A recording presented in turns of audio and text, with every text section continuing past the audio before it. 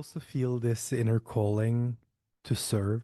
Have you also experienced going from, I'm going into an ayahuasca retreat to focus on my own healing, and then you start accumulating so much experience, so much wisdom that you're starting to feel the need to be of service to other people?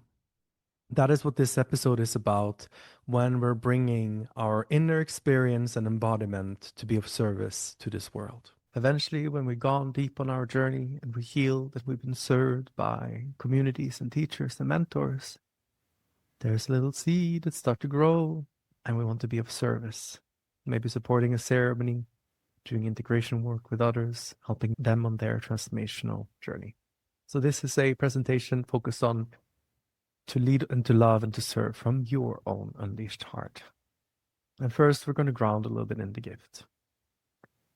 Because in my understanding, the service is not just a gift.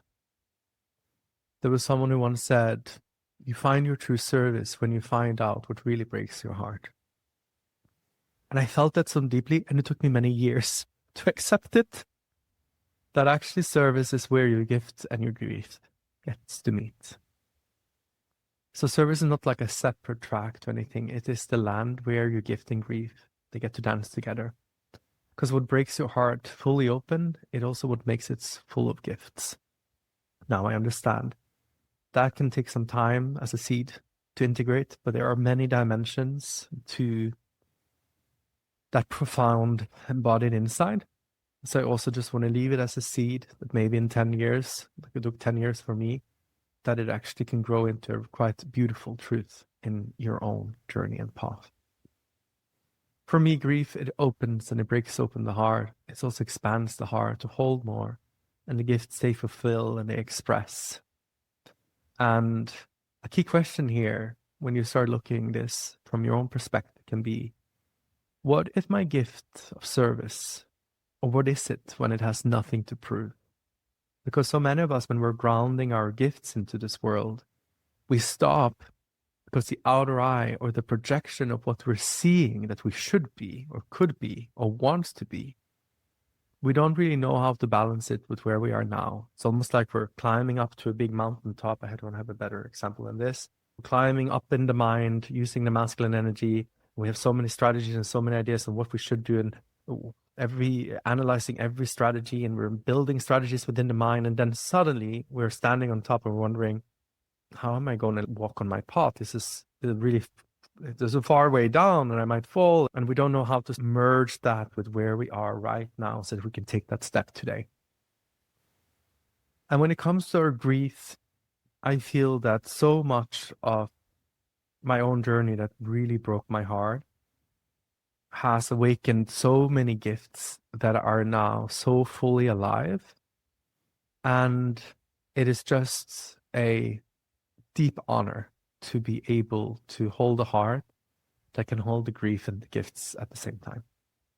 Now, we talked earlier about the golden shadow and healing the shadow that sort of blocks our service. And in the previous presentation, you also learn more about the inner and the outer eye. We all have a tendency to create a very big and sometimes thick protective shell, because for me, the service is also so sacred. It's where, when we see these circles at retreats and also online, a lot of the people are coming out of their turtle shell and breathing. Okay, people accept me. I can be myself. I can have emotions. I can be fully human. And then they go back into their life. They just go back into their shell. So a part of this that blocks the service is that we need to remove the shell. And you get to be in circles and retreats for as long as you need until you feel safe to do that. But where I see most people get stuck with service is that they go in and out of the shell, in and out of the shell, and they can never fully make a decision. And I see it a little bit like a hermit. If you've seen like a hermit that comes out of his shell and walks on the beach, they're so cute. When the hermits are hurt, when they're healing, they won't actually go out of their shell, and they can suffocate in that shell because they keep growing, but they're not going out of the shell. And that's, I feel, is very symbolic for the healing journey, that we go expanding and expanding. But if we don't dare to step into a bigger container for ourselves, we might actually start suffocating in our own growth. Now, the hermit, when it changes shell, because it's growing, it's expanding, It actually looks at the shell there on the sea bank and that's the shell I want. It's shiny, it's beautiful, it's fabulous. But then the hermit has to go out of its shell naked and walk naked over the sandbank. Imagine how vulnerable little hermit without a shell can just be like eaten by a fish. Has to walk naked on the sandbank until he gets to the new shell where he gets to live. And this is where I see most people on my journey that comes to me and needs my help. They have been going in and out of the same shell so many times. They see the shell that they hope that they can move into, but they're not fully sure because it's so beautiful. But they're terrified of walking naked between the shell that they had, the same little home that they were living in, and into that expanded shell. So they stay in the old shell and they're suffocating. Like that old life is not sustaining them. That old home or protection or character or persona or idea of themselves, it's too small. They expanded so much. They need a beautiful big shell so they can be like, oh, they can move their arms and their legs and they can be like singing inside it and they can feel really comfortable. So if we summarize the whole transformational journey really simply, we're all just growing little hermits waiting to be brave enough to walk naked into the shell of our new belonging and our new becoming. So to heal this shadow is not only to be able to confront that part of you that is keeping you safe, but also to start taking those steps, naked and vulnerable, until you are letting yourself fall into this new identity shell of becoming. And this is where a lot of, I feel, spiritual methodologies confuse people, which are like, the concept is no shell. Just walk around the sandbank naked. And then they're sitting in this shell of the guru or the shell of the shaman or the shell of the facilitator. It's all seashells. It's all a projected role. It's all good. Find the shell that makes you happy and enjoy it.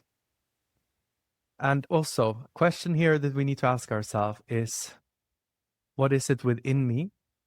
Or what is the story that says that I can't be of service? Because we also have to meet that face on. And self-liberation needs to happen here before sometimes outward expression. And I feel that's really important in any type of work, to take your medicine first. So service is not really the starting point.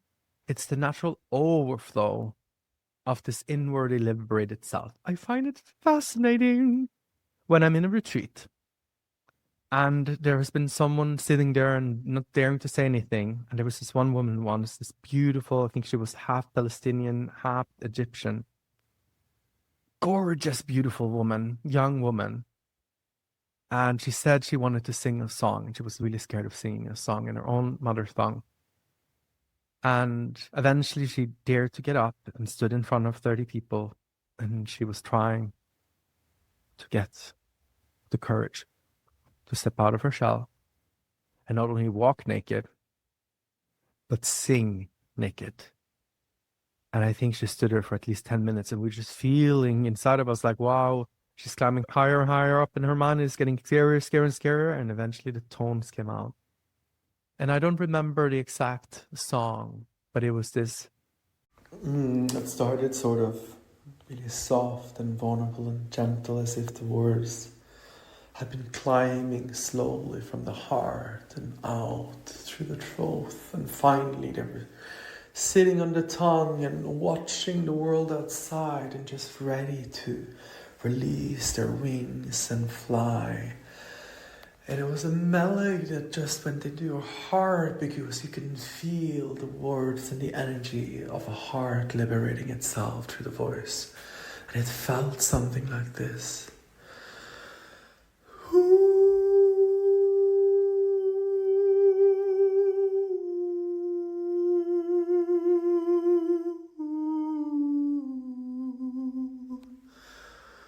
Shaking on its own energy and getting stronger and stronger.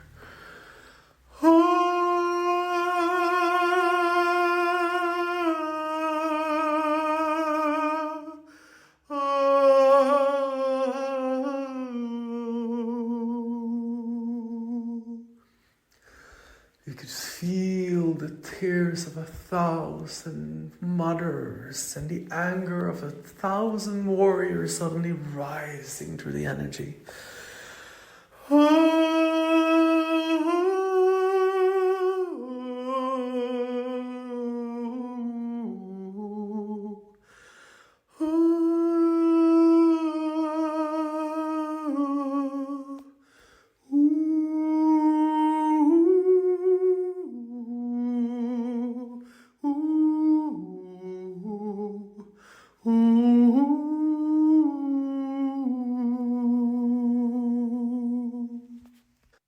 And her liberated self, her liberated tones carried the medicine of expansion that we all could feel. And everyone in that room could feel her expansion, could feel her moving into her new shell and singing her ass off. And everyone inside of us, when we see someone liberating themselves, you can feel it. They applaud. We might not understand it in all the dimension of ancestral wisdom and so on, but you can feel someone when they liberate themselves. So within your own self-liberation comes a natural outward expression as well. And it's in that overflow that you will find a lot of your juices surface, because you don't even need all that energy. There's so much inside of you that you can turn it into a song. So much inside of you that you can hold space for 10 people. There's so much inside of you that you can put your own process apart and hold space for someone during an ayahuasca retreat. So receive first, let it land, and then offer. And you can also ask yourself, what does it feel like in my body to receive the gift of service before giving? And this is where we need to be honest with ourselves. And when I do retreats, I love to do the circle, where people who feel they need to receive energy, they get in the inside of the circle, and then I take everyone else outside. The ones that have surplus energy, they come with me outside. And I tell them, guys, when we go back in there, I'm going to turn on some music, and I want you to do exactly what I'm doing. We're going to be giving them energy, and they're going to receive it. But you need to follow my lead. So then we go in, and I put on some beautiful music, and then I start, for example, everyone in the circle is giving. It takes up, stands in front of each participant that is receiving. So if I'm standing in front of you now, you would keep your eyes closed, and I will very gently take your hand, and I will start touching it with really beautiful feminine energy, as a mother touching you, as a child, just being very calm and gentle. Then I might touch your hands, maybe touch your legs very gently. Eventually I will touch your face as this beautiful child where you just want to put some nurture and love on their skin. And then eventually I will give a hug. And then when the whole circle do this together, those who feel that they need to receive to get back in overflow, and those who want to give because they have the overflow, they balance each other out. And usually the whole circle is crying when the hug comes. And some people get so activated that they're crying for a long time, because it really activates the part of us that haven't received, for example, masculine energy in a healthy form or feminine energy in a healthy form. So it lands where it needs to grow its roots. One of my favorite things that I'm embodying right now is to serve without the need to be liked. That's why I could do this in the last session. And it feels so liberating to me to just be my absolute delicious, crazy self and give zero fucks in what anyone thinks about me, because I know my medicine and I know my own liberation, and it can last lifetimes. So true service, it dissolves the loop of I'm doing this so they will like me. If you're in this world to be popular, then, I think we all understand that this is not really the popularity contest, but still, in the spiritual realm on Instagram, it is a popularity contest. It is about likes and shares. But I feel the true freedom to serve, it really is the liberation when we stop trying to be liked or popular or even right. If I try to be righteous in my job, I'm not going to go very far, because every single week I'm learning something new and I'm seeing where I actually wasn't right. And I keep exploring new facets of this diamond of consciousness within myself and in others. So feel free to offer your presents or gifts without any agenda. Observe and reflect on what happens. And the question can be, what happens when I serve and no one responds? This is where I see most people stop, because they say, I wrote about the service they're doing on Instagram or on a blog, and nobody responded, and they haven't stepped into a container of doing something consistently for a whole year. If you're going to be serving because of what the seed will grow into once it receives enough nurture and feminine love and masculine love, then it will get very difficult. If you fall in love with your path and your service is to honor yourself and express yourself, and whatever actually happens on that path is okay, it just becomes a different grounding. It just becomes a different energy. So if you want to be serving freely in this world, then please take some moments to look at are you trying to prove? What are you trying to do to feel enough? And what would it mean to you if you let go of that whole game of trying to do something, to prove something, to validate something? What is left of your service when it has nothing to prove? What is left of you when you have nothing to prove? And we could see that in the gifts in the last session. None of these gifts were proven. They came naturally within the room and everyone could see them. Everyone could see you shining in your own beautiful way. And you never tried to prove that. It just came naturally. So if you're just honoring those natural gifts within you, what would happen? Now, it's important to align with your field before your method. And I like to think of this as who before how. Most clients come to me and say, I want to write this book and I want to be of service to more clients. I'm a spiritual teacher, I'm a healer, I'm this, I'm that. But I'm stuck in how. Like, how I'm going to do a website, how I'm going to do the podcast, how I'm going to do the book, how I'm going to do all of these different things. And they lost the focus on why actually they're doing this. Because it's not about the how. It's about the who and the why. And that's when I try to anchor them back into, think of one person that you would love to serve that makes you just like bubble on the inside, because it would feel like your soul's birthday party to be in the room with them and hold space for them. This is something I've learned over my journey because I'm so deliciously abundant when it comes to client that the clients that I have, they feel like my soul's birthday party. I'm so excited, like the whole day when I have a session with them, I go in, I'm excited. I'm so excited to read their journal because all my clients, they write a daily journal. So I read that before meeting them, and they have 7 days where they've gone very deep into their process. I can see where their energy was flowing. And I'm just so excited and honored that I get to spend time with them. And the energy goes so beautifully back and forward. I receive as much as I give. I'm not working harder than them. I don't have to try to start the engine, which I would be horrible at anyway. So when we turn the energy back to, okay, why am I doing this? And who do I want to serve? Oh, this person that was at a retreat last time or in my course or program, I love their energy and I would love to be of service to them. I would love to be in their presence. I would love to have a conversation with them. That's when you start turning this energy of service into the energy of reciprocity, into the energy of expansion, in the energy of play and curiosity. And it's like flirting with the world and flirting with your highest excitement. If you follow your highest excitement here and you align with your field, before the how, before the method, before the strategy, there's so much beauty that just happens then.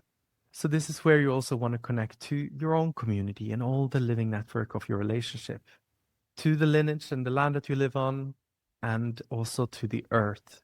If you're deeply grounded here, and you're following your highest excitement and you're following what you feel is most alive in you, the gifts that are naturally alive, then all your job is to align within those gifts, within your own energy.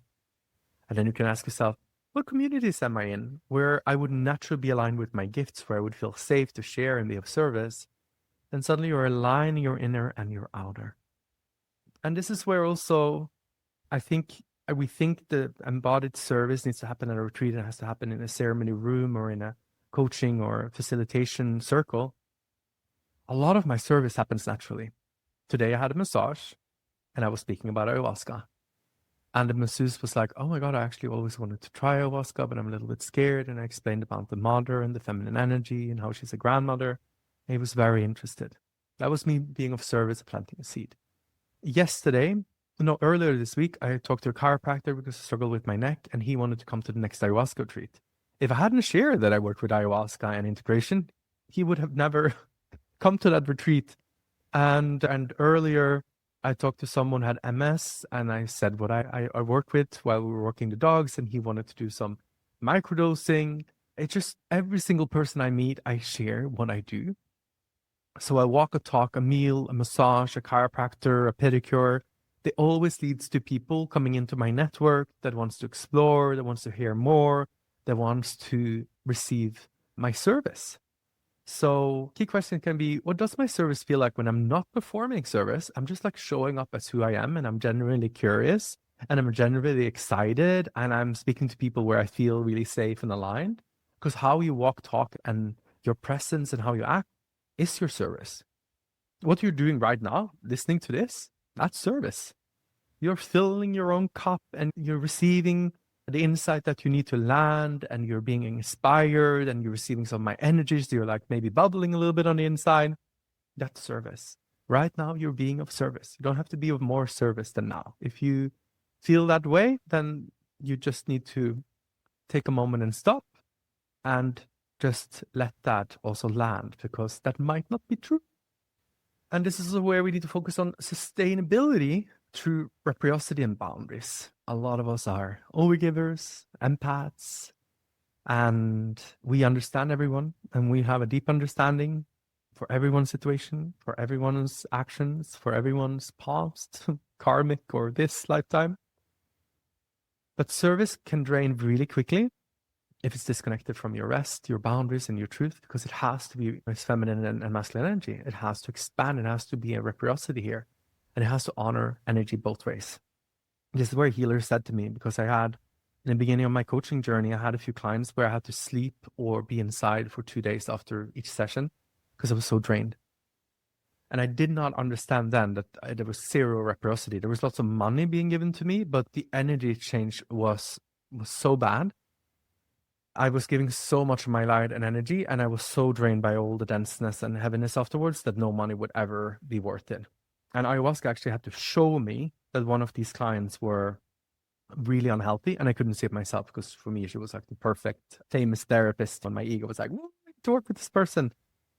And I had to start learning to set energetic boundaries, real boundaries. And after sacrificing so much of my own inner wealth and well-being and giving away all my feathers, as I shared in the other session, I started setting the boundary of respect first. So not my compassion and empathy and understanding, oh, I understand why you did that. Oh, I understand why you acted as an asshole. Oh, I understand why you said something really rude. Oh, I understand why you stepped out of integrity. No, respect first. You get all my empathy and compassion and understanding and all my spiritual wisdom. But there is a line of respect. And that line will be followed. And there is no negotiation about it. And after I did that, my whole life has completely changed. I don't have to sacrifice my feathers to work and be in this world. I can have a big social network without feeling drained. And I, of course, have no clients that would pick all the feathers on my body, or I would give all my feathers to the body of my body for them to be happy or for them to be able to fly. So the principle here is that you might meet a person and you have an introductory session with them. You might connect with someone at a retreat that you went on 6 months ago, and you connected really well with Anna or Michael. And you just love their energy so much. It was so easy to talk to, and you could really see their potential. And you say, I would love to catch up with you and hear how it was integrating this, or how you've been doing since we met, how has your journey been? And it's just this space that is just a coffee cup. It is a space that is just open. You don't feel that you're going to be sold Tupperware or coaching. You just feel this person really cares and we really like each other. And I love talking to them. And I feel they ask really good questions and they're a really good listener, and it's a really safe space. Then naturally for them conversation, you might mention, oh, I've actually done this integration course now over 6 months and it's really interesting. Maybe they're interested in that. Maybe they're interested in your practices. But the minute you start talking about a container, where it's a professional container where you're working, you need to establish a container. You need to establish a plan. So that's when you have to turn it into a practice, and you say, I would love to share with you what it would mean to have support on your integration journey, but we can schedule that separately, because I want our friendship energy to be one thing, or our whatever we would call it. And then that professional container gets to live in its own. And this is also a way to keep boundaries really clean and intentions really clean, so that people don't feel that we have secret hidden agenda to talk with them, because the minute people feel that, they shy away. Nobody wants to be chased, to be pushed into doing something. And you can also ask yourself, what boundary or ritual will allow your service to thrive without collapse? What boundary right now are you missing for you to feel that you could serve 10 clients or 5 clients or serve at a retreat or serve 1 client? Is there a boundary missing that would make that really exhausting for you, would make it feel like you're sacrificing your own energy? And mirror illusion, I love this. I have worked with a few people in this group that we're in, and every single time I have a client that is called, and it's always a synchronicity and referrals and beautiful things that happen that I get to work with them. But when a client calls me, I know it's a teacher. It's never a client. It's a teacher. The universe saying, hey, David, so this person is going to come and work with this area, and it's a mirror to you. It's a mirror that this is actually your medicine as well. You need to work on this. If everything you meet and everyone you meet is an intimate mirror, especially clients, then your ceremony goes both ways, because you're constantly looking into this mirror and how they are processing and moving through things, and the question they're asking themselves and what they're struggling with might be the same thing you're struggling with and asking yourself. And that is okay. This is why you should never go into the trap of believing I have to be fully healed or complete before I can serve other people. Because I don't think that the universe will just say that we sit on a mountaintop and we're gurus and we're like, I found all the answers. The universe will track your ass down and will make sure that you get a process up there as well. But even if you were at the top of the mountaintop, you were Buddha, Jesus, Mickey Mouse, Donald Duck, you were all the things embodied, I don't think the universe would send you any amazing fun clients that would align very deeply and create dynamic and movement in your life. It needs to be someone who's meeting you where you are, where you can meet them at their level. Nobody wants to meet someone at the mountaintop level. They want to meet someone who's here, who's walking maybe a little bit ahead of them and have a little bit more experience, but they want to be with a human. They want to have belonging. So let's throw the guru out the window. We don't need them right now. You are the guru. The end. So those we serve, they reflect our inner landscape, and we should always have our focus on giving ourselves that very medicine that we're always trying to give other people. So pay attention to when you teach anything, because normally when you're like teaching and you're pointing to a truth, you're holding 3 fingers against yourself, and the universe is like, hey, do you see who you're pointing at? Pay attention. So we teach is often a projection of our inner rejections, and I have never met a teacher in the transformational field, famous or not famous, that haven't based their whole platform and books on the very teaching they're trying to learn. It's super ironic and super funny, because we're all holding the medicine of our own belonging as well. So the medicine we offer others is the medicine we must remember to give ourselves.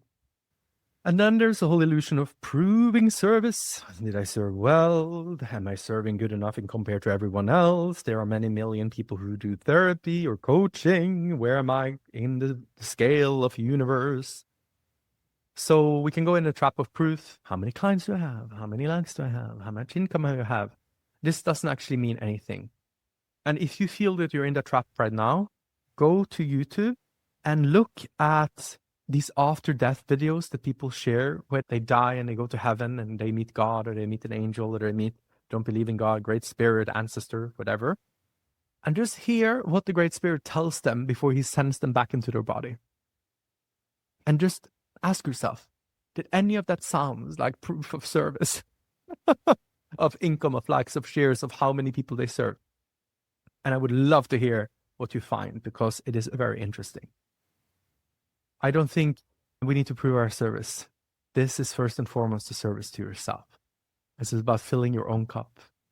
When I get to see all of you mirroring each other and seeing yourself through the eyes of others, I get to see myself, and I get to see the hope that I lost in humanity coming back online. I get to fall in love with the human experience again. I get to fall in love with the masculine and the feminine working together and dancing together. So it's more about the truth of your presence. Are you true to yourself? Are you on your true path? Because real impact is intimate. It's invisible. I have such a problem with that word. Invisible, and immeasurable. It's a single conversation. It's a quiet kindness. It's a hug. It's someone you saw on a train once and you said, are you okay? You need to talk. That's the truest form of service in my world. So what if you trusted every step outside your door and it was already aligned with your service? What if you actually have to do anything? Just follow that natural curiosity and flow and highest excitement and be of service to yourself. And that creates service to others. Now you might think, okay, but where do I start? You already started a long time ago, my love, because you have been on this journey for quite some time. Otherwise, you would have not been in this room. Everyone here have done a lot of deep inner work. So you have a whole circle around you with little golden threads glimmering and shining. And your network is this living golden thread. That's why next week we are starting to honor that network and appreciating it. And interesting enough, the universe aligning exactly with Thanksgiving, because you can't make this stuff up. The universe is like, I'm doing the project management. So begin by reconnecting, checking in, listening with genuine curiosity and not strategy. Reconnect to retreat friends, course friends, people that you haven't seen for a long time, and just give support on someone's journey. And this is where I separate it. It's like coffee, not control, because people hate to feel I'm getting like put in a coffee cup where they're going to sell me something. Instead, I'm holding this coffee cup because I'm actually really interested in what's happening in between us. And I'm creating this safe, sacred space where anything can move, where I'm not attaching any judgments or anything in that room. This is where I actually feel you can find the depth of your own service.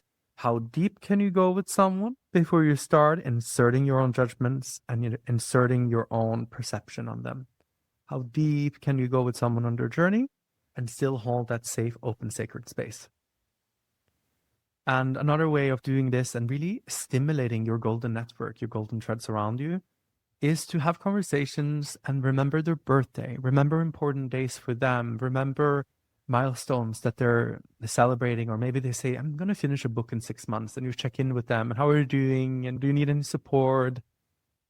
Because this creates a network that is alive, a forest system that is alive. And that forest system then starts also seeking naturally to you when you have surplus energy and you can be of service. And it also gives you so much fun and light and energy. So gentle ways to connect with people and reconnect and open a dialogue. Like for me, I just talk to everyone now. Didn't do that before, like to be isolating and be alone. But when it comes to, for example, retreat work or coursework, if I want to reconnect with someone, I say, hey, you came to my mind today. How are you doing these days? That's it. I was remembering our time at the retreat. I'm actually going to do this to one person today that I actually really would love to work with and would love to hear how he is. Super interesting, genius guy. So I will tell him, hey, I remember our time at the retreat. How has that experience been settling in for you? I will send that today, actually, because I'm sure he will also become a client. But I won't have that expectation when we meet. I will just be genuinely curious because I haven't seen him now for 4 months. And I'm like, wow, what happened? You had such a profound process. Or it's been a while since we spoke. How's life feeling lately? Or you mentioned project a while back. How is that in unfolding? So the tone that we hold when we start connecting, curiosity, not counsel, lightness, not effort, listening, not leading. Let the room lead the way. This is also very hard when you're facilitating, because if you paid attention to the last session, I started a question, but then I felt that the thread of the room going towards gifts in a different way. And then I shifted, and then I was missing one person to be a part of that ritual. Then I had to come back at the end. But to just let the room unfold is also to trust deeper in that consciousness that is expressing in the moment. Self-belief and visibility. So if you don't have any self-belief that you can be of service in this world, you can serve as an integrator, as a facilitator, as a coach, then before clients can find you, you have to have some of those beliefs that you exist, that you have something that can be open, that people can actually visit, that they can be a part of. So your true marketing in those regards is your frequency and your self-belief, the quiet conviction that what you offer is real and alive. And this is where I introduce with clients the book of belief, because I want them to be aware of all the belief that they have that says that they can't, because we have to confront that energy, we have to meet it, we have to dance with it, we have to befriend it. But then if you think now, what are all the things I need to believe about myself? If I thought that I actually not only could serve, but I'm really good at it, and this is going to be effortless, and I'm going to have lots of clients, and all the clients are waiting for me, and all I need to do is really being myself and connecting people, which I love, and talk to people, holding space with people, or whatever would be your jam. What would I need to believe for myself for this to be successful and abundance. That is your business plan. That is your marketing plan, to embody those beliefs. So how can you do that, but still be an authentic service to yourself? How can you attract clients, connect with clients?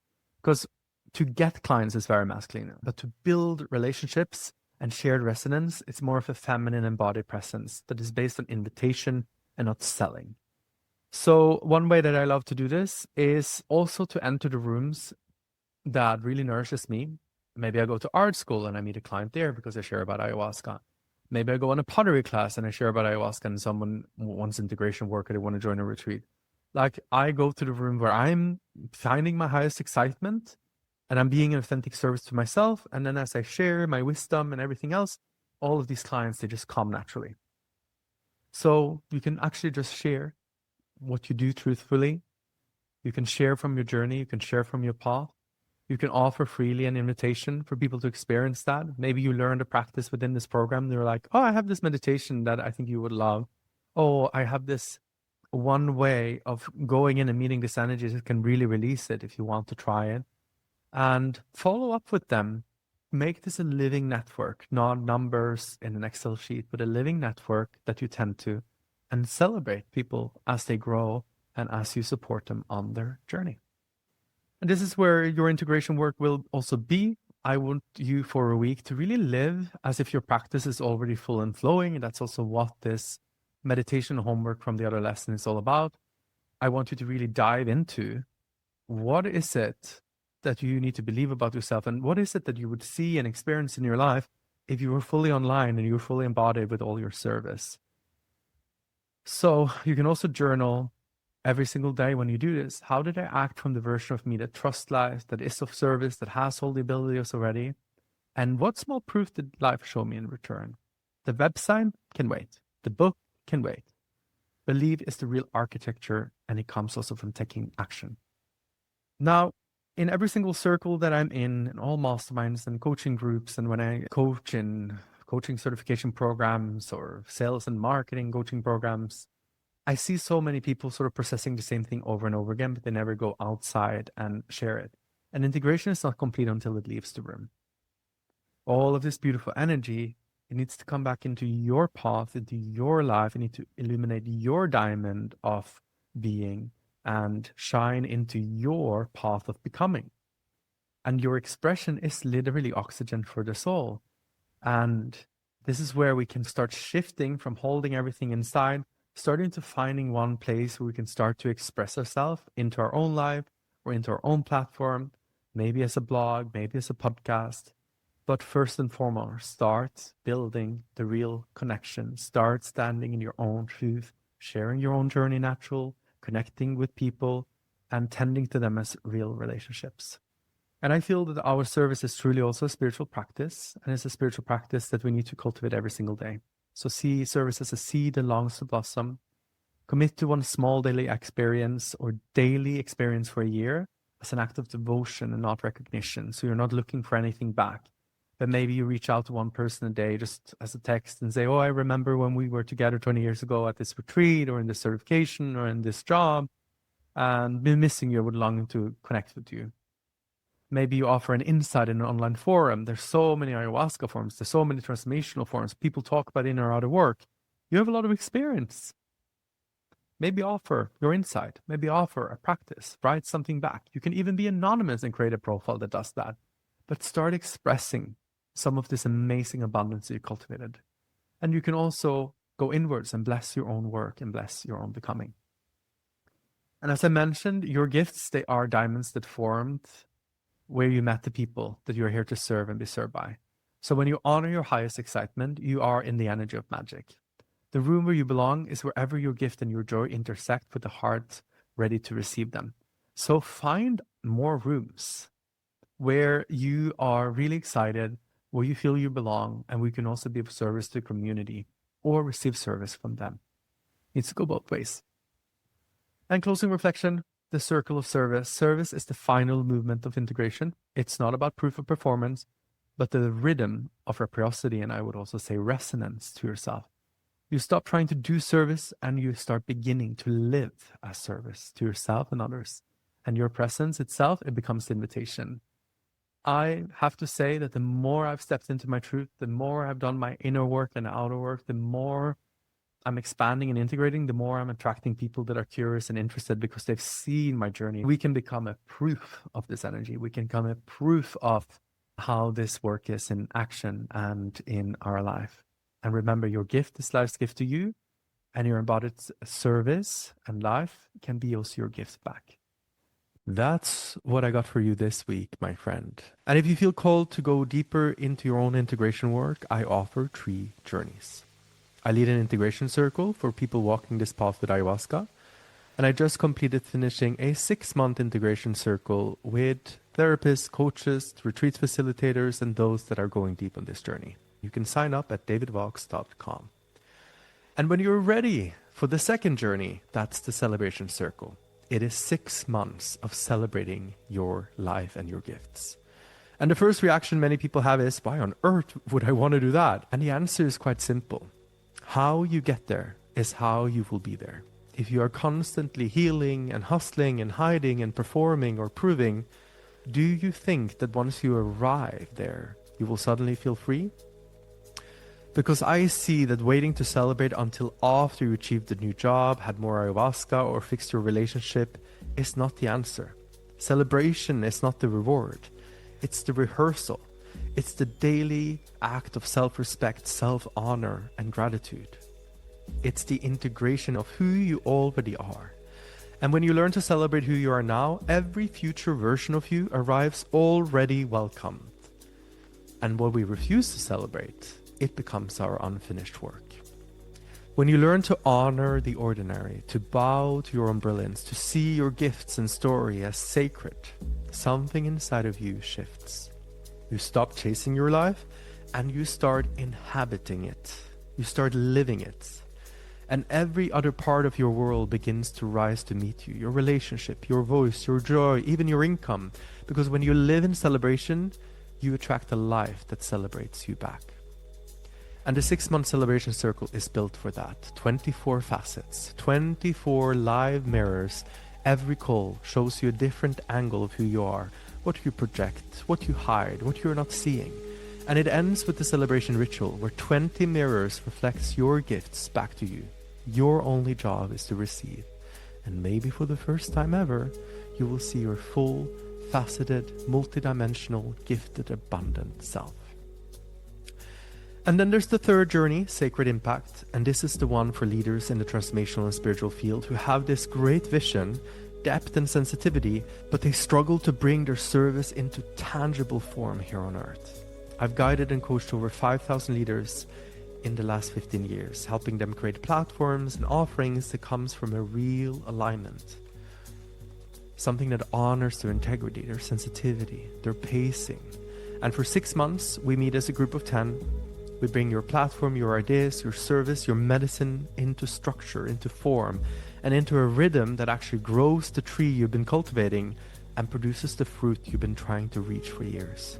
It's planting these seeds in a container where they can grow and bringing it into resonance and clarity, and then watching the fruits of this sacred work manifest in a way that finally feels true to who you are. You can find more information about these 3 journeys on davidvox.com. See you next week, my friend.